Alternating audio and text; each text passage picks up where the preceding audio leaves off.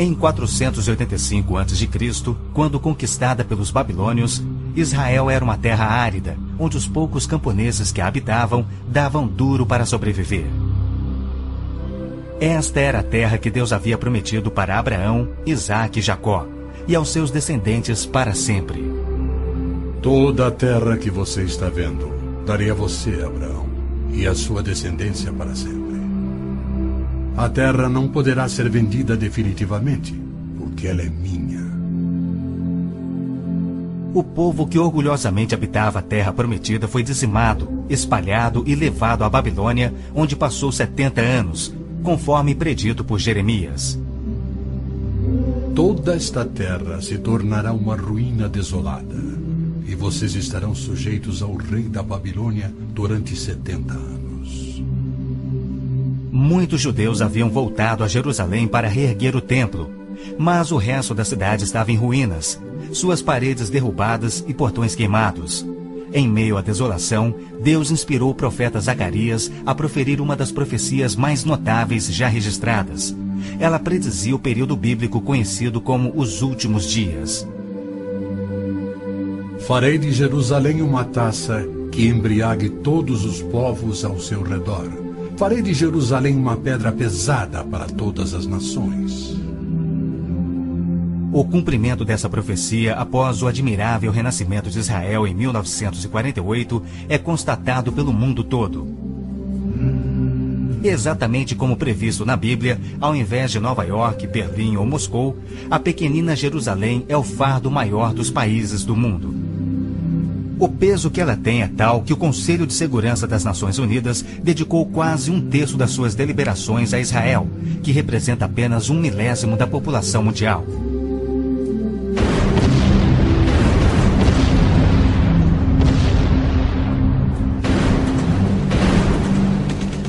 Jerusalém não seria o problema número 1 das Nações Unidas se a nação de Israel fosse facilmente intimidada, mas os seus militares são os melhores do mundo. Naquele dia farei que os líderes de Judá sejam semelhantes a um braseiro.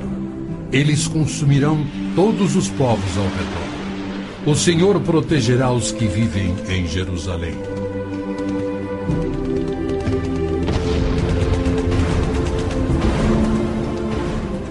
E exatamente como previsto, Israel tem devorado quem o ataca, vencendo todas as guerras, apesar de enormes desvantagens.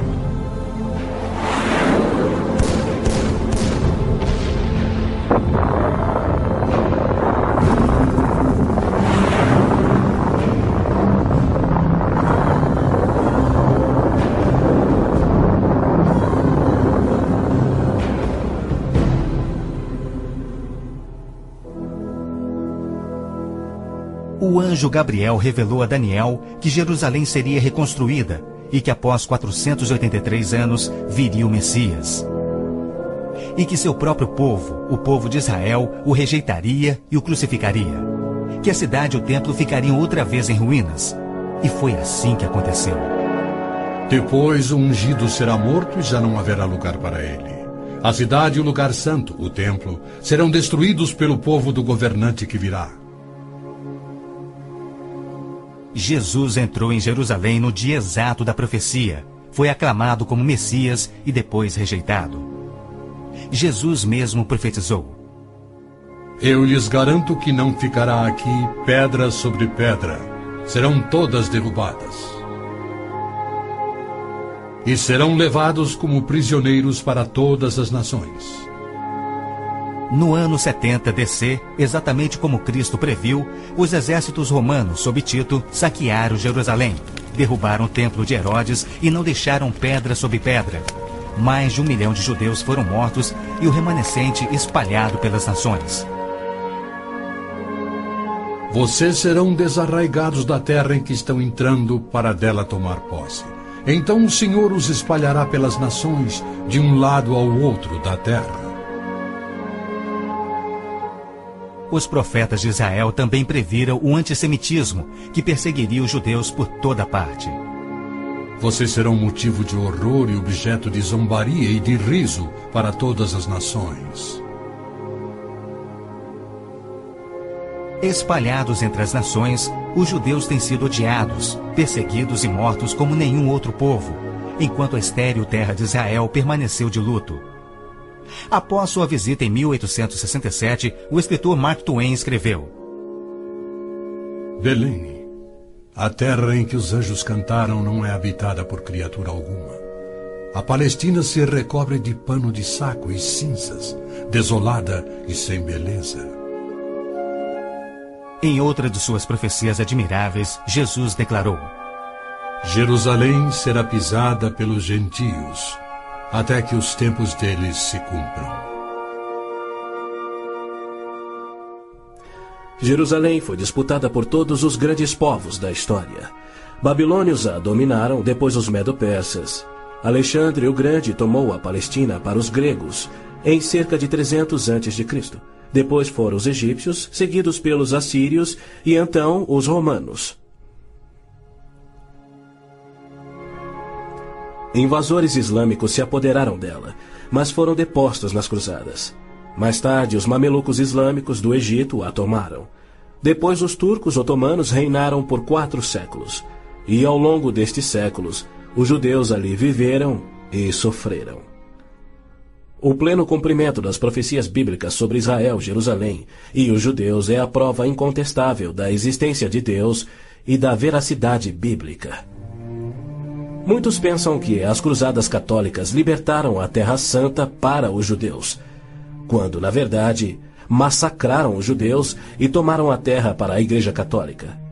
O Papa Urbano II, que organizou a primeira cruzada, desafiou seus seguidores a seguirem a estrada para o Santo Sepulcro, tomando a terra daquela raça malvada e sujeitando-a ao seu domínio. Hordas de voluntários, ostentando a bandeira da cruz, massacraram os judeus, a linhagem terrena de Cristo. Isso por todo o trajeto a Jerusalém. O líder da cruzada, Godofredo de Bouillon, jurou que se vingaria pelo sangue de Cristo, matando até o último dos judeus. Ao tomarem a cidade de Davi, seus homens perseguiram os judeus até a sinagoga e atearam fogo nela. Os papas subsequentes trataram os judeus como leprosos sem qualquer direito. Entre estes, Pio VII, Leão XII, Pio VIII e Gregório XVI. O abuso de Hitler contra os judeus alemães antes da Segunda Guerra descortinou um antissemitismo fervilhante que se estendeu por todo o mundo. Ao navio transatlântico St. Louis, abarrotado com 1.100 refugiados judeus, foi negado acesso a todos os portos nas Américas do Sul, Central e do Norte. 700 destes tinham vistos de imigração para os Estados Unidos, porém o presidente Roosevelt os enviou de volta para morrerem nos fornos de Hitler. Até mesmo a Suíça rejeitou os judeus, devolvendo-os aos seus assassinos, e serviu como banqueira de Hitler, guardando para os nazistas bilhões de dólares em ouro e dinheiro roubado das vítimas judias. No final da Segunda Guerra, a promessa de Deus de retornar o seu povo à Terra Prometida parecia mais absurdamente ilógica do que nunca. 6 milhões de judeus perderam a vida no Holocausto de Hitler, um fato que muitos continuam a negar. Embora Adolf Eichmann relatou, enquanto prisioneiro, que o massacre dos judeus foi o maior de todos os crimes, a maior dança funesta da história da humanidade.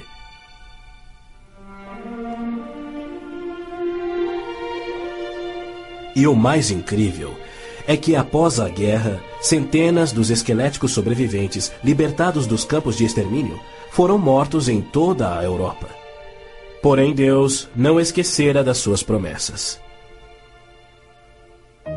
De 1945 a 1948, apesar de um cruel bloqueio naval inglês, 10 navios antigos contrabandearam 70.000 sobreviventes do Holocausto para dentro da Terra Prometida. Nas palavras de um dos sobreviventes, os velhos navios e a frota britânica eram ameaças menores que a vida na Europa. Pela primeira vez em anos tínhamos um propósito: a criação de um Estado judeu. Milhões de judeus têm voltado a Israel oriundos de mais de 100 países. A existência de Israel hoje, na Terra Prometida, é incontestavelmente uma obra de Deus. Vejam, eu os trarei da terra do norte e os reunirei dos confins da terra. Aquele que dispersou Israel o reunirá. Em novembro de 1947, as Nações Unidas adotaram a sua Resolução 181. Ela dividia a Palestina, dando 18% aos judeus e 82% aos árabes. E tornou Jerusalém uma cidade internacional que, conforme o Vaticano também insistiu, nunca poderia ter domínio judeu. O mundo árabe rejeitou esta resolução e exigiu toda a Palestina. Até hoje, nenhum mapa árabe admite a existência de Israel.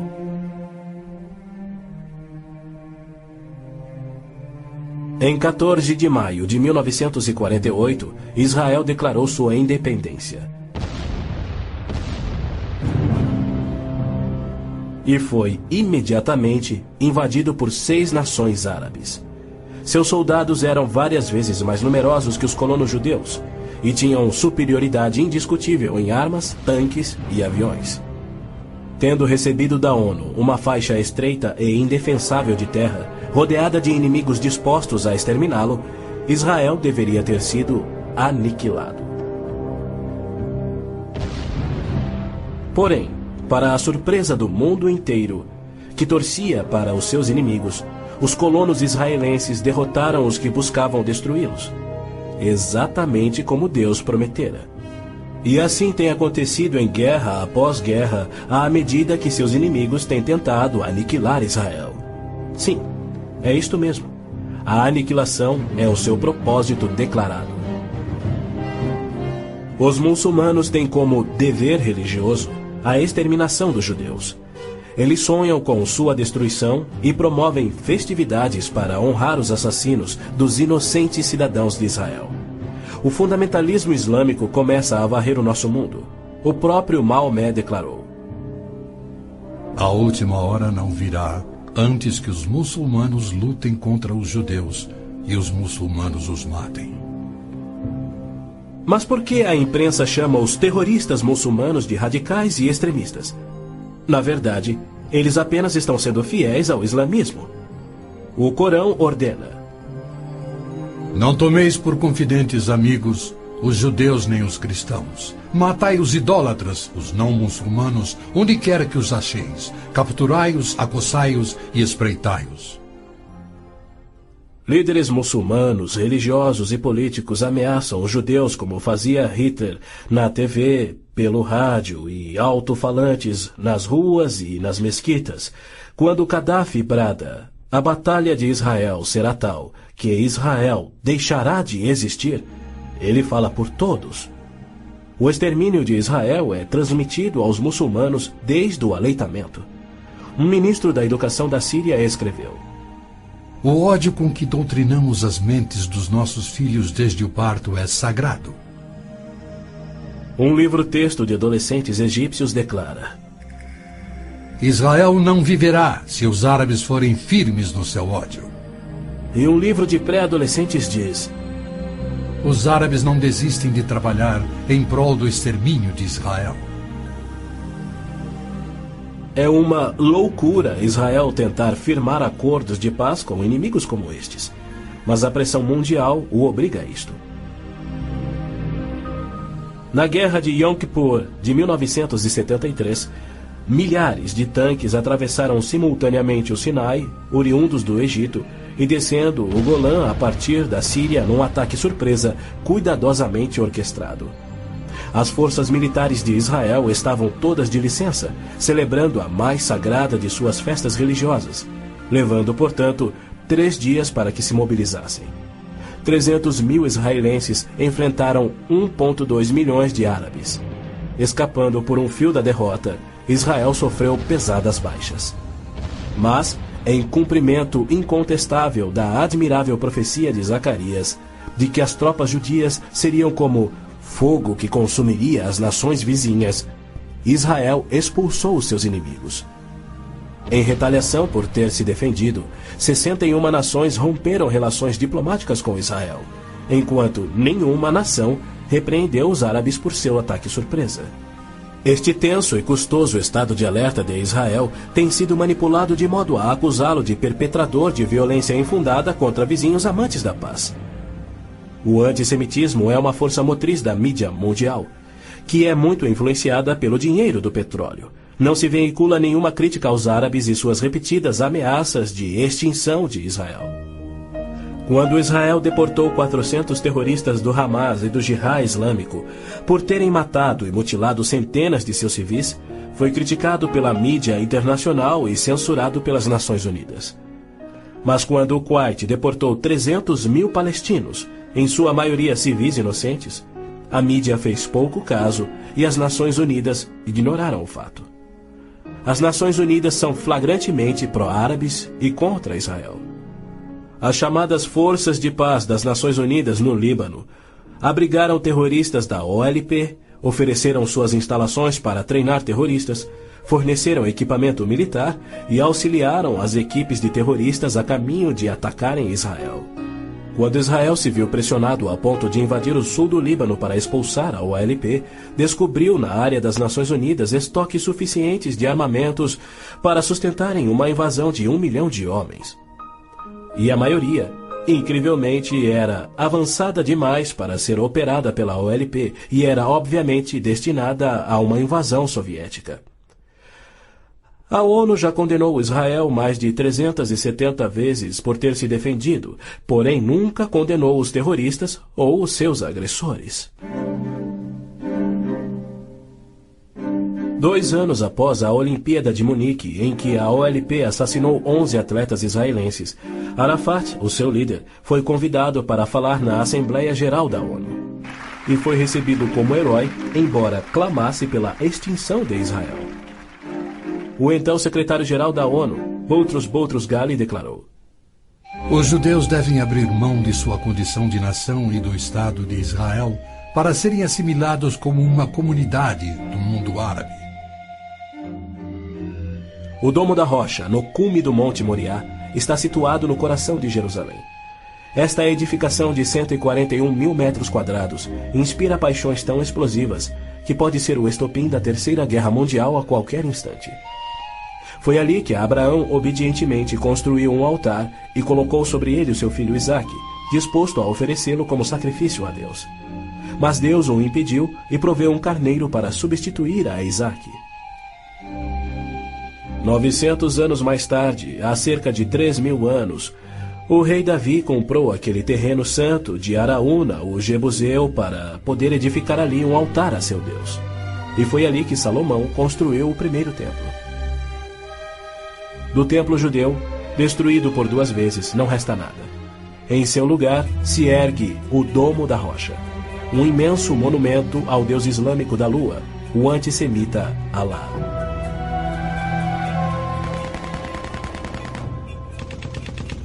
Em 1967, quando Israel capturou o leste de Jerusalém e junto com ele o Monte do Templo, isto parecia contradizer a profecia de Cristo de que Jerusalém seria pisoteada pelos gentios até a sua vinda. Mas, incrivelmente, Israel imediatamente devolveu o Monte do Templo aos cuidados do rei Hussein da Jordânia. Este, por sua vez, o confiou a Yasser Arafat e a sua OLP em 1994.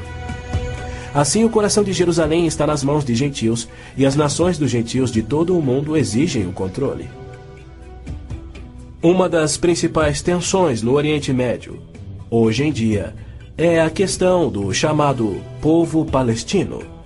A Organização de Libertação da Palestina, a OLP, liderada por Yasser Arafat desde 1969, alega representar os palestinos.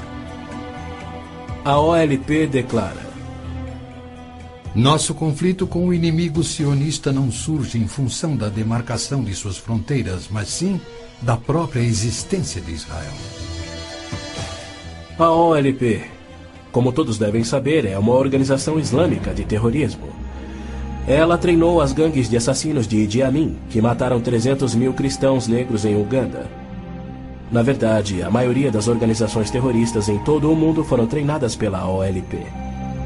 Arafat cometeu seu primeiro assassinato aos 20 anos. Sob sua liderança, a OLP se tornou a maior, a mais rica, a mais violenta e a mais sangrenta das organizações terroristas já conhecidas.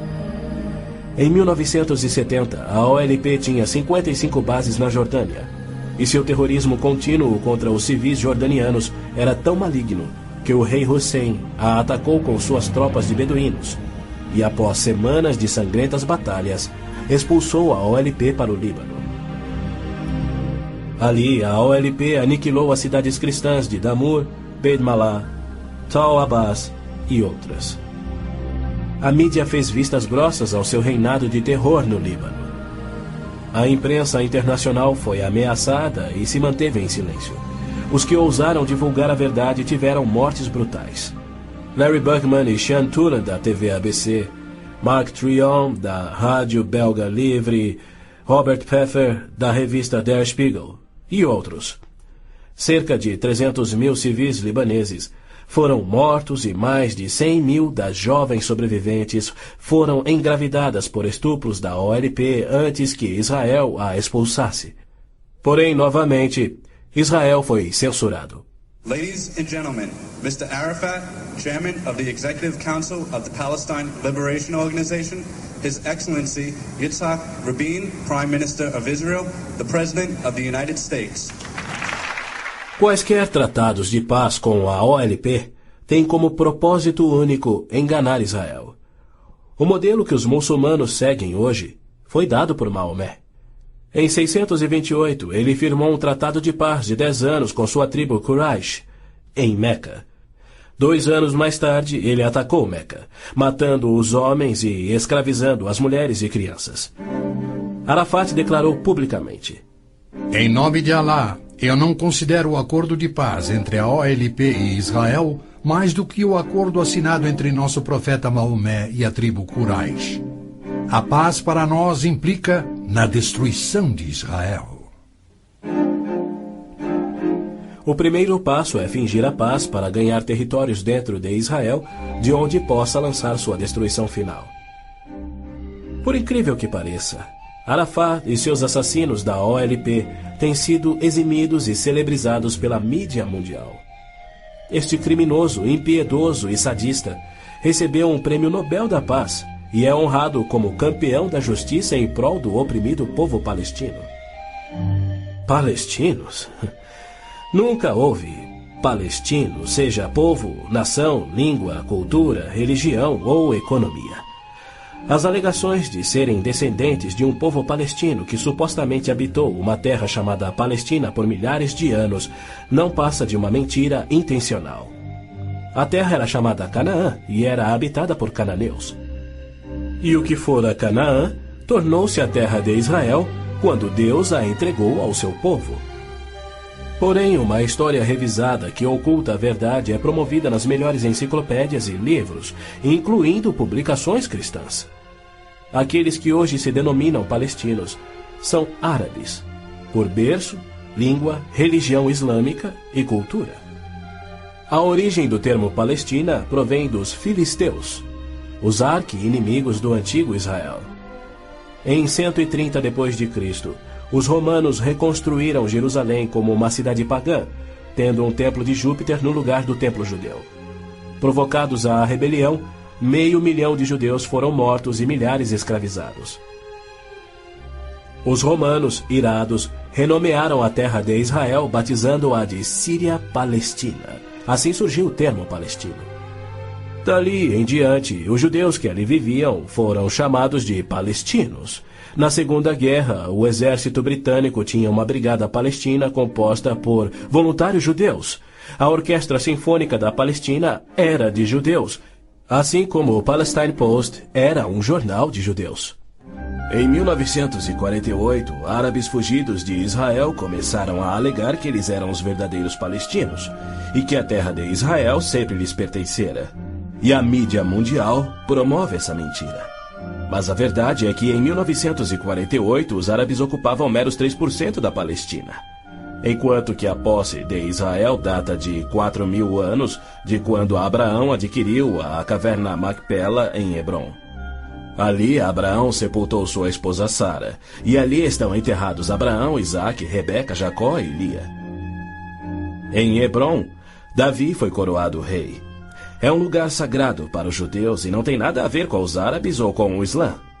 E ainda assim os muçulmanos ignoram a presença contínua dos judeus por 3.000 anos e dizem que Hebrom é sua. Construíram uma mesquita e estão determinados a expulsar todos os residentes judeus. Há meio século, o mundo convive com o problema de centenas de milhares dos autodenominados refugiados palestinos da guerra pela independência em 1948. Em mais uma mentira típica, a mídia internacional acusa os judeus de impiedosamente desalojarem a população nativa. Mas, na verdade, foi o alto comando árabe que os instruiu por rádio a deixar rapidamente a Palestina enquanto eles massacrariam os judeus. Uns 350.000 fugiram. Muitos ficaram. Os que ficaram hoje são cidadãos israelenses e atualmente compõem uns 16% do eleitorado de Israel. A Jordânia anexou o território palestino designado pela ONU, expeliu todos os judeus, destruiu as sinagogas judaicas e renomeou de margem ocidental as terras conhecidas por Judéia e Samaria desde os tempos bíblicos. Apesar dos milhões de dólares em jazidas de petróleo e uma área terrestre 700 vezes maior do que a de Israel, as nações árabes se recusam a aceitar quaisquer refugiados de 48 e a dar-lhes vida normal. Somando milhões devido à sua alta taxa de natalidade, hoje eles são restritos a vergonhosos acampamentos de refugiados em Gaza, Jordânia, Líbano, Síria e na margem ocidental. Estes infelizes são mantidos assim para que seu infortúnio seja exibido como propaganda. Por outro lado, o recém-formado Estado de Israel, cuja população somava 600.000, absorveu rapidamente 820.000 refugiados judeus que fugiam das terras árabes, onde por 13 séculos, desde o advento do islamismo, eram sujeitados a surras e cusparadas nas ruas e mercados. Centenas foram brutalizados ou mortos pelos muçulmanos em surtos imprevisíveis de violência e tiveram suas posses confiscadas. O renascer de Israel propiciou um refúgio acolhedor para o qual fugiram. Israel já assimilou milhões de imigrantes. Mais de 1 milhão de refugiados ficaram sob o domínio de Israel nos acampamentos em 1967, na Guerra dos 6 Dias. Israel lhes oferece terras estatais, eletricidade, água, esgoto, pavimentação e escolas, e já construiu 9 complexos residenciais para abrigar 10.000 famílias. As nações árabes, incrivelmente, se opõem ao auxílio que Israel oferece aos seus refugiados. Ainda mais incrível é que as Nações Unidas adotam anualmente as seguintes surpreendentes resoluções. A Assembleia Geral exige que Israel desista da reintegração dos palestinos na faixa de Gaza. A Assembleia Geral conclama novamente a Israel para que se retraia de quaisquer ações destinadas à reintegração dos refugiados palestinos. Se formos analisar a história, Jerusalém sempre foi a capital de Israel e seus reis. Hoje em dia, cedia ao seu parlamento. Porém, embaixadas estrangeiras se situam em outros pontos. Segundo o ministro das Relações Exteriores do Vaticano, em visita a Israel em 98, a presença de Israel no lado oriental de Jerusalém constituía uma ocupação ilegal. Em março de 1999, Israel foi advertido que a União Europeia não reconhecia a sua soberania sobre Jerusalém. Numa bula papal do Jubileu de 2000, o Papa João Paulo II rejeitou novamente a soberania israelense sobre Jerusalém. Em fevereiro de 2000, o Vaticano assinou um acordo com a OLP no qual se pedia garantias internacionais de que Jerusalém fosse mantida sob controle internacional.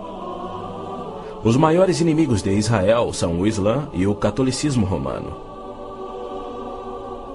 João Paulo II tem calorosamente recebido o fascínora Yasser Arafat, diversas vezes, até mesmo quando estava no auge de sua carreira como um dos assassinos e criminosos mais notórios do mundo. É claro que João Paulo II tem piamente condenado o antissemitismo, como lhe cabe fazer. Porém, ele se limita a se desculpar por atos cometidos por filhos e filhas da Igreja. E ele nunca, jamais, admitiu que os judeus e evangélicos martirizados na Inquisição o foram por política oficial da Igreja e seus papas. Roma insiste até em nossos dias que os católicos e não os judeus são o povo escolhido por Deus. Por exemplo, em 1928, um decreto do Vaticano se referia aos judeus como povo anteriormente escolhido por Deus.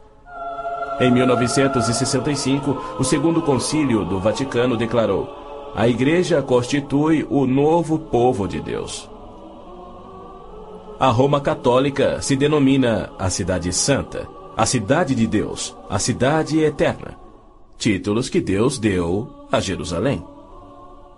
O interessante é que, ao invés de repreender Arafat por sua paixão por aniquilar Israel e suas crenças islâmicas anticristãs, o Papa aceitou seu convite para estar com ele em Jerusalém, celebrando a quem chamou de o nosso Jesus Cristo, entre aspas. Nosso Jesus Cristo? Segundo Arafat, Jesus foi um palestino que lutava contra Israel por sua liberdade, e o Papa apenas sorriu e o abençoou.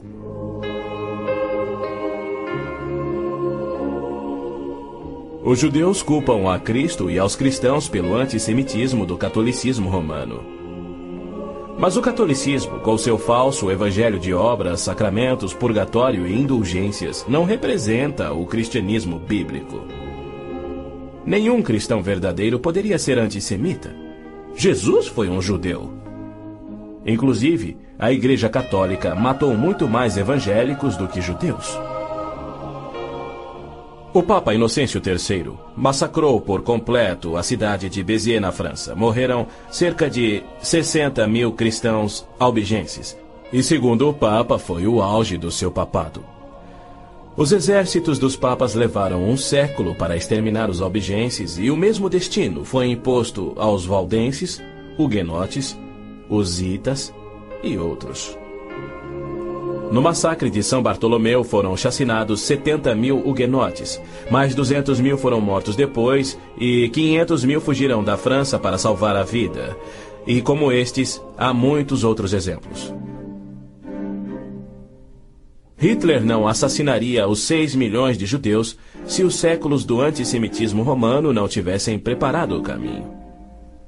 Em 26 de abril de 1933, Hitler relembrou aos representantes do Vaticano, Bispo Börning e Monsenhor Steinmann, que por 15 séculos Roma considerara os judeus parasitas a serem exterminados, e que ele lhes oferecia uma solução final para o problema dos judeus. Antes de se tornar o Papa Pio XII, o cardeal Eugênio Pacelli, núncio papal da Alemanha, entregou dinheiro do Vaticano a Hitler para formar o partido nazista. Ao se tornar Papa, Pacelli enviou uma mensagem de apoio ao Führer. Ao ilustre Herr Adolf Hitler, Führer e chanceler do Reich alemão. É com grande prazer que recordamos os muitos anos passados na Alemanha como núncio apostólico, ocasião em que fizemos de tudo para estabelecer relações harmoniosas entre a Igreja e o Estado. Agora, suplicamos ainda mais fervorosamente para alcançarmos este alvo. Era 1939 e os abusos de Hitler, bem como suas intenções para os judeus, já eram conhecidos em todo o mundo.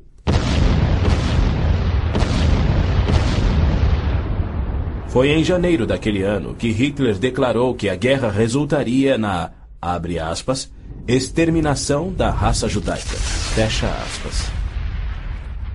Die Völker noch einmal in einen Weltkrieg zu stürzen, dann wird das Ergebnis nicht der Sieg des Judentums sein, sondern die Vernichtung der jüdischen Rasse in Europa. Após 4 anos, em 22 de junho de 1943, enquanto pairava a fumaça de judeus incinerados nos céus da Europa, O Papa Pio XII, em contraposição à promessa de Deus, escreveu ao presidente Roosevelt tentando dissuadi-lo de tornar a Palestina em terra judia. Não existe precedente histórico para justificar o regresso de um povo a uma terra deixada 19 séculos antes. Se os hebreus desejam um lar, não seria muito difícil encontrar um território que lhes sirva melhor que a Palestina. Com o aumento da população judaica naquela região, graves novos problemas surgiriam.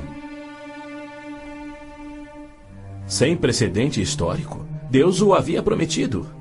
Pio XII nunca condenou o Holocausto em público. Tampouco buscou dissuadir Hitler do seu intento de aniquilar os judeus. Porém, ele se manifestou de forma bem enfática contra o regresso dos judeus à terra de Israel, que Deus lhes dera como herança eterna. Do mesmo modo, Pio X declarou em 1904: Não podemos reconhecer os judeus como povo. Em 1919, o cardeal Pietro Gasparri, secretário de Estado do Vaticano, escreveu: O perigo que mais nos amedronta é o da criação de um Estado judaico na Palestina. E quanto ao Islã, esta religião de violência tem sempre forçado conversões pela espada. Após a morte de Maomé, a maioria dos árabes abandonou o Islã, dando origem às famosas Guerras da Apostasia. Abu Bakr, o primeiro califa a suceder Maomé, matou dezenas de milhares de ex-muçulmanos buscando reimplantar o Islã. Até o início do século VIII, os ferozes guerreiros do Islã haviam tomado a maioria do Oriente Médio, muito da África e haviam quase conquistado a Europa.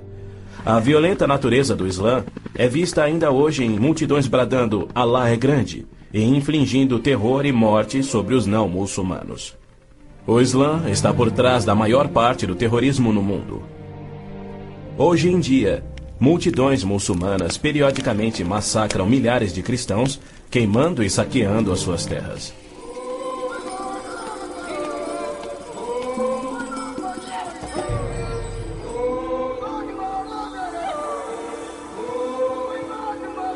No sul do Sudão, milhões de cristãos negros estão sendo privados de alimento, escravizados e até mortos pelo governo islâmico do norte. É verdade que os judeus foram mortos durante as cruzadas, mas isso foi contra o ensinamento de Cristo e seu divino exemplo. Já os terroristas muçulmanos matam como forma de obediência a Alá, em obediência ao Corão e ao ensino e exemplo de Maomé. Qualquer estudioso muçulmano concordará ser o dever sagrado de todo muçulmano em todas as eras praticar guerra santa o quanto for possível para forçar o mundo inteiro à submissão ao Islã. O Corão mantém mais de 100 versículos sobre lutar e matar neste propósito.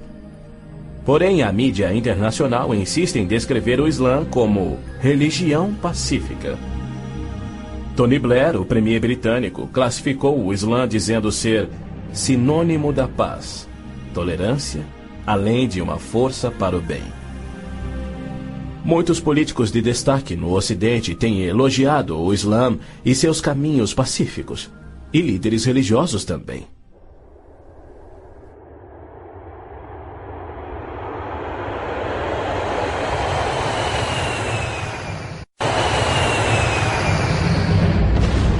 Os inusitados atos de guerra praticados por terroristas contra os Estados Unidos em setembro de 2001 resultaram em declarações de políticos que diziam ser necessário distinguir entre terrorismo causado por grupos extremistas, fanáticos, e a religião islâmica em si, que é pacífica.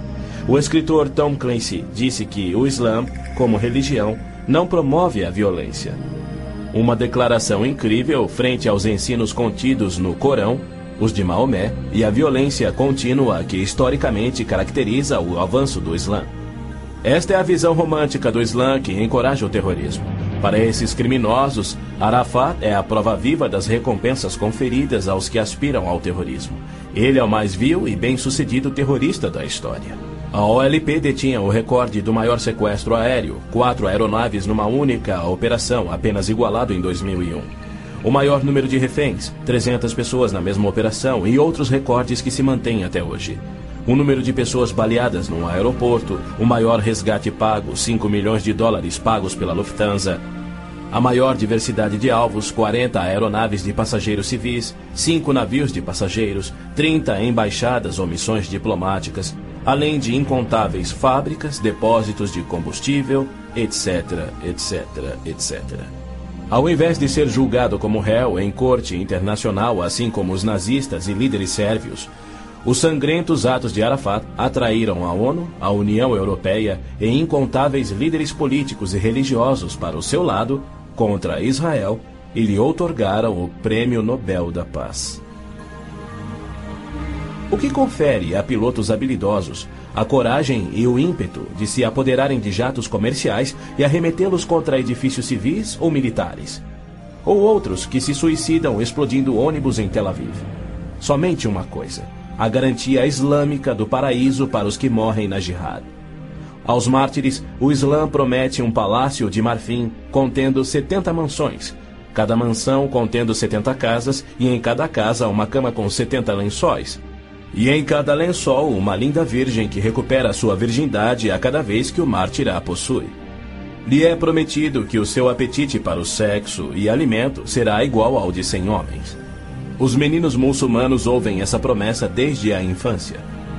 Ela lhes confere a coragem inconsequente que os faz treinar e executar ações terroristas suicidas para infligir morte e destruição sobre os chamados inimigos de Alá. Quando este mundo reconhecerá que o Islã é que é o culpado?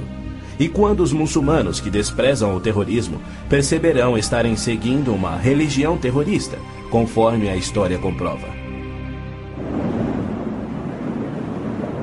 Os muçulmanos têm continuamente se torturado, se combatido e se matado. Nos 8 anos de guerra entre o Irã e o Iraque, foram usados milhares de toneladas de gás venenoso e as mortes somaram mais do que as da Primeira Guerra Mundial. Nos territórios da OLP tomados de Israel, não há liberdade de consciência, de expressão, de religião ou de imprensa e nem voto democrático. E isto caracteriza todos os países islâmicos. Na Arábia Saudita, no berço do islamismo, não se admitem judeus. Cidadania é privilégio muçulmano. É vedada a construção de templos que não sejam islâmicos e, segundo a lei universal do islamismo, a pena de morte é oficial e é destinada ao muçulmano que se converte a qualquer outra religião. Não se pode carregar uma Bíblia nas ruas da Arábia Saudita ou realizar estudo bíblico em seu próprio lar. Mas o Islã é a religião que mais cresce no Ocidente. Na Inglaterra, congrega-se mais em mesquitas do que em templos cristãos. Da mesma forma, muitas mesquitas nos Estados Unidos têm contato com bases secretas de treinamento terrorista para que a Jihad faça da América um país islâmico. O Islã rejeita o Deus da Bíblia e nega a divindade de Cristo ou que ele morreu por nossos pecados, alegando que um discípulo sósia tomou o lugar de Cristo na cruz e que Cristo foi levado vivo ao céu e que deverá voltar a esta terra para morrer um dia. O cristianismo deve ser subjugado pela força. O Corão diz: matai os idólatras, os não muçulmanos. Onde quer que os acheis, espreitai-os. Combatei aqueles que não creem em Alá. Observem bem, assim é o Islã. Porém, segundo Robert Schuller, se ele voltasse daqui a 100 anos e descobrisse que seus descendentes eram muçulmanos, ele não se importaria. Ele pregou sua mensagem de Natal em 99 na grande mesquita de Damasco, segurando a mão do grão-mufti islâmico. Mais tarde, quando entrevistado por Larry King, Schuller disse animadamente ter sentido a afinidade espiritual além de uma concordância de fé e filosofia, e se referia a esse líder muçulmano anticristão. A Bíblia diz que Deus deu a terra prometida ao seu povo escolhido, os judeus. Já o Islã diz que Alá deu estas terras aos árabes. Assim se desdobra um tremendo conflito entre o Deus de Abraão, Isaque e Jacó, que ama os judeus, e o Deus de Maomé, que odeia os judeus e pede a sua destruição. O conflito real não é entre judeus e árabes. mas entre o Deus da Bíblia, cujo nome é Javé, e o Deus do Corão, chamado Alá. 12 vezes no texto bíblico Deus refere-se a si mesmo como o Deus de Abraão, o Deus de Isaque e o Deus de Jacó. Então, Javé declarou a Moisés: diga aos israelitas, o Senhor, o Deus dos seus antepassados, o Deus de Abraão, o Deus de Isaque, o Deus de Jacó enviou-me a vocês. Esse é o meu nome para sempre, nome pelo qual serei lembrado de geração em geração. É Satanás que tem inspirado 3.000 anos de antissemitismo. Se os judeus fossem destruídos, o Messias não poderia nascer. Mesmo após a vinda de Cristo, se Satanás destruísse os judeus, Javé seria um mentiroso, incapaz de cumprir sua promessa de restaurar a terra a Israel, para que dali Cristo reinasse no trono de Davi na sua segunda vinda. A integridade de Deus tem a ver com a sobrevivência de Israel. Embora não conste uma única vez no Corão, há mais de 800 menções de Jerusalém na Bíblia. Dela é dito repetidas vezes ser o local em que Javé, o Deus da Bíblia, estabeleceu o seu nome para sempre. Yasser Arafat alega que Jerusalém tem sido uma cidade árabe há milhares de anos, quando na realidade ela nunca o foi. Em julho de 1889, constou no jornal Pittsburgh Dispatch que, dos 40.000 habitantes de Jerusalém, 30.000 eram judeus e a maioria do restante era cristã. Quando Israel declarou sua independência em 1948, havia 100.000 judeus vivendo na Jerusalém antiga. Ela foi fundada há 3.000 anos por Davi, o grande rei de Israel, e se manteve uma cidade judia desde então. Não é à toa que mais de 40 vezes a Bíblia se refere a Jerusalém como sendo a cidade de Davi. Ali Deus estabeleceu o trono de Davi para sempre. E naquele trono, o Messias, descendente de Davi, deverá reinar sobre Israel e o mundo. O Senhor Deus lhe dará ao Messias o trono de seu pai Davi, e ele reinará para sempre sobre o povo de Jacó. Jerusalém é um cálice de tontear porque líderes mundiais rejeitam o Deus bíblico e seu plano de paz para Jerusalém e o mundo. A insistência do Vaticano e da ONU de que Jerusalém deve ser uma cidade internacional e dos muçulmanos que dizem que ela lhes pertence constituem desafios ao Deus de Abraão, Isaque e Jacó, assim como a paixão muçulmana pela destruição de Israel. As nações muçulmanas estão se armando com mísseis capazes de portar ogivas químicas e biológicas, além de nucleares. Certamente não são armas de defesa. Todo mundo sabe que tem um propósito único: chover morte e destruição sobre Israel. A Síria já fabricou milhares de ogivas químicas, tem vastos estoques de armas biológicas e triplicou seu poderio militar e aéreo desde a Guerra de Yom Kippur em 1973. Israel também tem armas nucleares, atualmente posicionadas em modernos submarinos, e certamente não seria vencido sem utilizá-los. Era a isto que Cristo se referia quando, numa surpreendente profecia que antevia os armamentos modernos, ele alertou sobre uma destruição tão incrível que, se ele não intervisse para interrompê-la, não restaria vida na Terra? E se aqueles dias não fossem abreviados, ninguém sobreviveria. Ninguém sobreviveria. O Armagedon é tema frequente nas profecias bíblicas. A Bíblia descreve com clareza os eventos que anteciparão o Armagedon.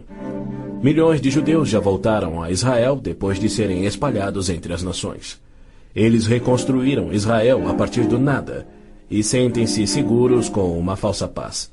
Com a progressão do processo dessa falsa paz, os árabes matam e queimam as casas dos árabes que suspeitam estar cooperando com Israel.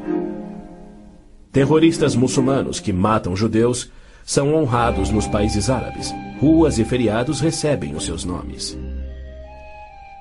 Na virada do milênio, o Prêmio Palestino de Cultura foi outorgado a Abu Daud por seu livro no qual descreveu como planejou e executou o assassinato de 11 atletas israelenses nas Olimpíadas de Munique em 72. Ainda assim, os israelenses seguem sonhando em alcançar a paz com aqueles que juraram exterminá-los. Logo a seguir virá aquilo que Jeremias chamou de o tempo da angústia de Jacó. Exércitos do mundo, sob o anticristo, serão trazidos ao Armagedon por Javé, no intento de puni-los por terem odiado, perseguido e matado o seu povo Israel, e para disciplinar Israel por sua descrença. Você, anticristo, avançará contra Israel, o meu povo, nos dias vindouros. Trarei você contra a minha terra para que as nações me conheçam, e todas as pessoas da face da terra tremerão diante da minha presença. Reunirei todos os povos para lutarem contra Jerusalém. Depois, o Senhor sairá para a guerra contra aquelas nações. As frases "a minha presença" e "o Senhor sairá para a guerra" indicam que Deus mesmo virá salvar Israel no Armagedon. Zacarias diz: Deus virá como um homem ressurreto que foi traspassado. Este só pode ser o Messias, a quem Isaías chamou Deus poderoso, o Pai eterno. Ouça novamente as previsões dos profetas judeus sobre a rejeição do Messias, sua crucificação pelo seu povo e sua morte pelos pecados do mundo. Perfuraram minhas mãos e meus pés na crucificação. Foi desprezado e rejeitado, eliminado da terra dos viventes. Por causa da transgressão do meu povo, ele foi golpeado. Então o ungido será morto e já não haverá lugar para ele, apenas para os pecados do mundo. Em consonância com os profetas de Israel, João nos revela o Armagedon no último livro da Bíblia e nos mostra Cristo voltando do céu para destruir o anticristo, exatamente como Paulo também profetizou. Vi os céus abertos e diante de mim um cavalo branco, cujo cavaleiro se chama Fiel e Verdadeiro. Seus olhos são como chamas de fogo, e seu nome é Palavra de Deus. Então vi a besta, o anticristo, os reis da terra e os seus exércitos, reunidos para guerrearem contra aquele que está montado no cavalo e contra o seu exército. Mas a besta foi presa, e com ela o falso profeta. Os dois foram lançados vivos no lago de fogo.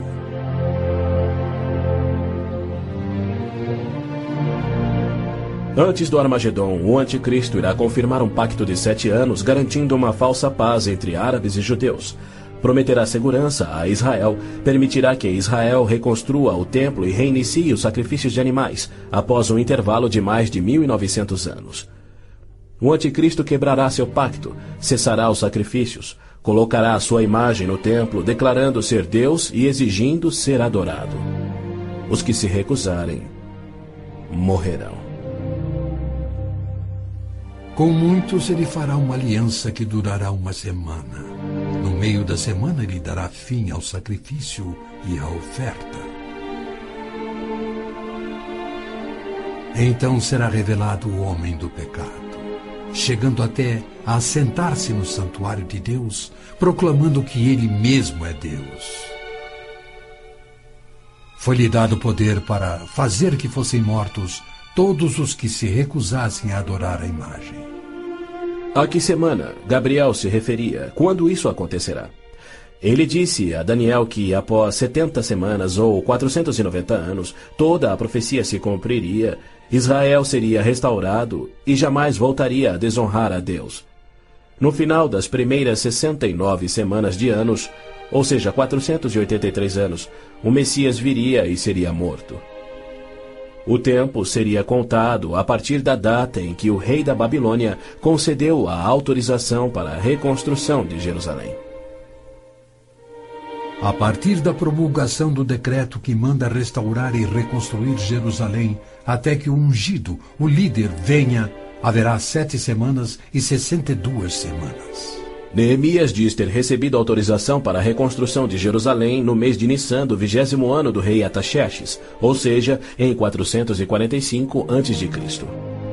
No domingo, 6 de abril de 32 DC, dia em que se completavam exatos 483 anos, hoje o chamado Domingo de Ramos, Jesus entrou em Jerusalém.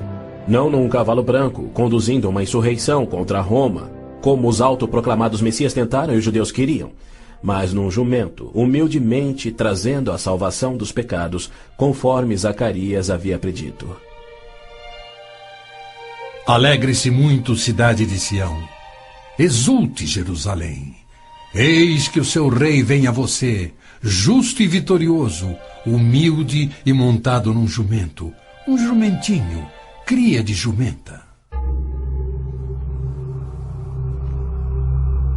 Foi no dia 10 de Nissan, que era o dia em que os cordeiros pascais eram tirados do rebanho, que Jesus entrou em Jerusalém e apresentou ele mesmo ao seu povo. 4 dias mais tarde, quando Israel sacrificava os cordeiros, ele, o Cordeiro de Deus, cravado numa cruz, se entregou pelos pecados do mundo, cumprindo a profecia de Moisés. No 14º dia do mês, quando toda a comunidade de Israel irá sacrificar o cordeiro ao pôr do sol. É fato histórico indiscutível que Jesus entrou em Jerusalém num jumento no dia profetizado, foi aclamado como Messias, foi rejeitado por Israel e crucificado conforme os profetas haviam predito. Como resultado, foram postergados os planos que Deus tinha para Israel na 70ª semana de Daniel. Hoje vivemos na época que Cristo chamou de Tempos dos Gentios, pois Jerusalém é uma cidade internacional dominada por não-judeus. E Cristo tem construído a sua igreja, composta tanto por judeus quanto gentios que creem em seu nome. Somente quando esta igreja for arrebatada para os céus, conforme prometido por Cristo, é que terá início a 70ª semana de Daniel. Israel tem profundos problemas espirituais e morais, há hostilidade entre judeus religiosos e seculares e uma desilusão crescente com o judaísmo, especialmente entre a juventude. Israel sofre com drogas, pornografia, prostituição, juventude rebelde, estupros, roubos e assassinatos. Israel precisa se voltar em arrependimento para o Deus de Abraão, Isaque e Jacó. Mas os rabinos nada têm para oferecer aos pecadores arrependidos. Exatamente como Oséias profetizou, eles não fazem sacrifícios pelo pecado há 1900 anos, pois não têm um templo. Pois os israelitas viverão muitos dias sem rei e sem líder, sem sacrifício. Foi Deus quem profetizou essa condição. Por que ele permitiria que seu povo escolhido ficasse sem sacerdócio e sem templo no qual oferecer os sacrifícios pelos pecados que ele havia ordenado? Isso só faz sentido se o sacrifício de Cristo na cruz cumpriu todos os sacrifícios do Velho Testamento que já não são mais necessários. Caso contrário, Deus abandonou o seu próprio povo e todo o mundo sem recurso para o pecado. E isso ele nunca faria. As escrituras hebraicas contêm mais de 300 profecias, indicando quando e onde o Messias nasceria e como reconhecê-lo quando ele viesse. Cada uma destas foi especificamente cumprida ao pé da letra na vida, morte e ressurreição de Jesus de Nazaré. Se ele não for o Messias, então não existe um Messias. Pois foi Cristo que, no dia exato, revelado pelo anjo Gabriel a Daniel, entrou em Jerusalém num jumento, foi aclamado Messias, depois rejeitado e crucificado conforme profetizado. Segundo as escrituras do próprio povo de Israel, aqueles que esperam a primeira vinda do Messias já estão atrasados em 1900 anos. A única esperança de Israel está na sua segunda vinda, e podemos ter certeza de que, havendo gerado a nação de Israel, Deus irá cumprir o seu propósito. Havendo gerado a nação de Israel, Deus irá cumprir o seu propósito. Pois ele declara: Pode uma nação nascer? Acaso faço chegar a hora do parto e não faço nascer, diz o Senhor? Acaso fecho o ventre? Tragicamente, muitos judeus só crerão no seu Messias no Armagedon. Quando Javé aparecer em pessoa para salvar Israel da destruição pelos exércitos, Eles reconhecerão finalmente ser o Messias, aquele que foi traspassado e morto pelos seus pecados e que ressuscitou como o próprio Messias predito pelos seus profetas, a quem rejeitaram. Então todos os judeus ainda vivos irão crer. Mas para todos aqueles, judeus e gentios, que morrerem sem crer nele, tragicamente não restará esperança.